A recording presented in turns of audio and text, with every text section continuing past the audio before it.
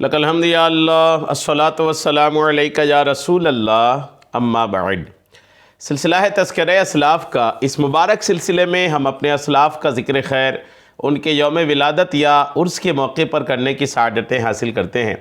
آج جس عظیم الشان شخصیت کا ہم ذکر خیر کرنے لگے ہیں وہ ہے اسلام کے چوتھے خلیفہ امیر المومنین حضرت سیدنا علی المرتضیٰ شیر خدا رضی اللہ تعالیٰ عنہ۔ آج آپ کا ذکر خیر ہم اس مناسبت سے کرنے جا رہے ہیں کہ 13 رجب آپ کی جشن ولادت ہے، آپ کی ولادت کی تاریخ ہے، آپ کی پیدائش کی تاریخ ہے۔ 13 رجب آپ کی پیدائش کی تاریخ پر بارگاہ شیر خدا میں خراج عقیدت پیش کرتے ہوئے یہ مختصر سا بیان آپ کی ایک عظیم الشان کرامت کی شکل میں آپ کو پہنچانے کی سعادتیں حاصل کر رہا ہوں۔ تمام عاشقان اولیاء، عاشقان صحابہ اہل بیت، خصوصاً عاشقان شیر خدا سے عرض ہے کہ آپ پورا بیان سن کر کے دوسروں تک کو اس کو پہنچانے کی سعادتیں حاصل کیجیے۔ آپ سنیے کہ کس طرح حضرت علی شیر خدا کی کرامت سے ایک فالج زدہ، ایک ایسا شخص جس پر لقوہ کا اٹیک ہو چکا تھا، لقوہ گرست ہو چکا تھا، لقوے کا شکار ہو گیا تھا، کس طریقے سے وہ درست ہو گیا، اچھا ہو گیا۔ آئیے توجہ کے ساتھ سنیے۔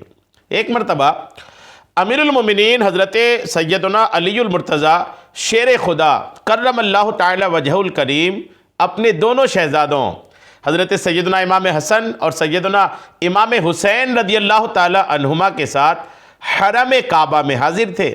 حسنین کریمین امام حسن حسین ہیں، دونوں ساتھ میں ہیں، اور کعبے کے پاس حضرت علی رضی اللہ تعالیٰ عنہ اپنے شہزادوں کے ساتھ تشریف لائے تھے کہ آپ نے وہاں پر دیکھا کہ ایک شخص خوب رو رو کر اپنی حاجت کے لیے دعا مانگ رہا ہے۔ حضرت علی نے دیکھا کہ ایک شخص رو رو کر کے دعا کر رہا ہے اور اپنی حاجت، اپنی ضرورت رب کی بارگاہ میں پیش کر رہا ہے۔ سیدنا علی المرتضیٰ شیر خدا کرم اللہ تعالی وجہ الکریم نے حکم دیا کہ اس شخص کو میرے پاس لے آؤ۔ وہ شخص جو رو رو کر کعبے کے پاس دعا کر رہا تھا، حضرت علی نے حکم دیا کہ ان کو لے کر میرے پاس آؤ۔ اس شخص کی ایک کروٹ چونکہ فالج زدہ تھی، لہذا زمین پر گھسٹتا ہوا حاضر ہوا۔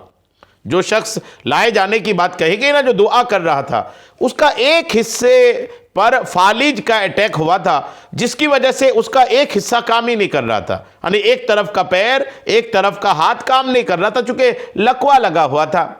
اب لقوے کی وجہ سے وہ گھسٹتا ہوا بارگاہ شیر خدا میں حاضر ہوا۔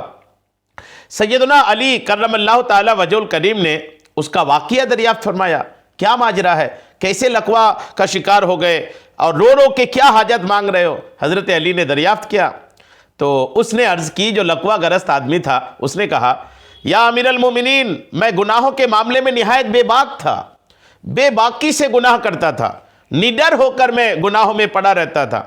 میرے والد محترم جو کہ ایک نیک اور صالح مسلمان تھے، مجھے بار بار ٹوکتے، میرے والد اچھے تھے، مجھے بار بار ٹوکتے تھے اور گناہوں سے روکتے تھے۔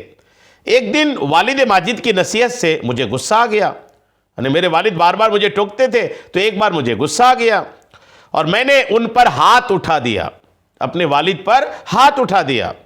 میری مار کھا کر میرے والد بہت صدمے میں چلے گئے۔ بیٹا اپنے باپ پر ہاتھ اٹھایا تو باپ کو صدمہ لگ گیا اور وہ صدمے میں ہی کعبے میں آئے۔ صدمے کی حالت میں میرے والد کعبے کے پاس آئے اور انہوں نے کعبے کے پاس میرے لیے بد دعا کر دی کہ جس بیٹے نے مجھے مارا اس بیٹے کے لیے بد دعا کر دی۔ اس دعا کے اثر سے اچانک میری ایک کروٹ پر فالج کا حملہ ہو گیا اور میں لقوہ کا شکار ہو گیا۔ یعنی باپ کو مارا، باپ نے بد دعا کیا، کعبے کے پاس آ کر ان کی دعا قبول ہوئی اور بیٹا لقوے کا شکار ہو گیا۔ اب ہوا کیا دیکھیے، اب اور میں زمین پر گھسٹ کر چلنے لگا، ایسا انہوں نے کہا۔ اس غیبی سزا سے مجھے بڑی عبرت حاصل ہوئی اور میں نے رو رو کر والد محترم سے معافی بھی مانگی۔ انہوں نے شفقت پیدری سے مغلوب ہو کر مجھ پر رحم کھایا اور معاف کر دیا۔ جب لقوے کا شکار ہوئے نا تو وہ کہتے ہیں میں نے اپنے والد سے معافی مانگا کہ مجھے معاف کر دیں، آپ کو مارنے کے بعد ہی میں لقوے کا شکار ہوا ہوں۔ تو باپ تھے، باپ تو شفیق و مہربان ہی نہ ہوتے ہیں اپنی اولاد پر، اولاد کتنا ناہنجار کیوں نہ ہو، باپ اپنی اولاد کے لیے اچھا ہی سوچتے ہیں۔ باپ نے معاف کر دیا اور پھر فرمایا کہ بیٹا چل، میں نے جہاں تیرے لیے بد دعا کی تھی وہی اب تیرے لیے صحت کی دعا مانگوں گا۔ والد تھے، کریم شخص تھے، کہنے لگے کہ جہاں تمہارے لیے بد دعا کیا ہے وہیں جا کر میں تمہارے لیے دعا بھی کروں گا کہ تم صحیح ہو جاؤ۔ چنانچہ وہ شخص کہتے ہیں کہ ہم باپ بیٹے اونٹنی پر سوار ہو کر مکہ شریف کے لیے آ رہے تھے کہ راستے میں اچانک اونٹنی بدک کر کے بھاگنے لگی اور میرے والد اس کی پیٹھ سے، اونٹنی کے پیٹھ سے گر کر دو پہاڑ کے چٹانوں کے درمیان ان کو گرنا ہو گیا، چوٹ لگ گئی اور اسی چوٹ سے میرے والد کا انتقال ہو گیا۔ اب جب والد کا انتقال ہو گیا تو وہ والد جو مجھے لے کر دعا کرنے آ رہے تھے وہ مکہ شریف پہنچ ہی نہیں پائے۔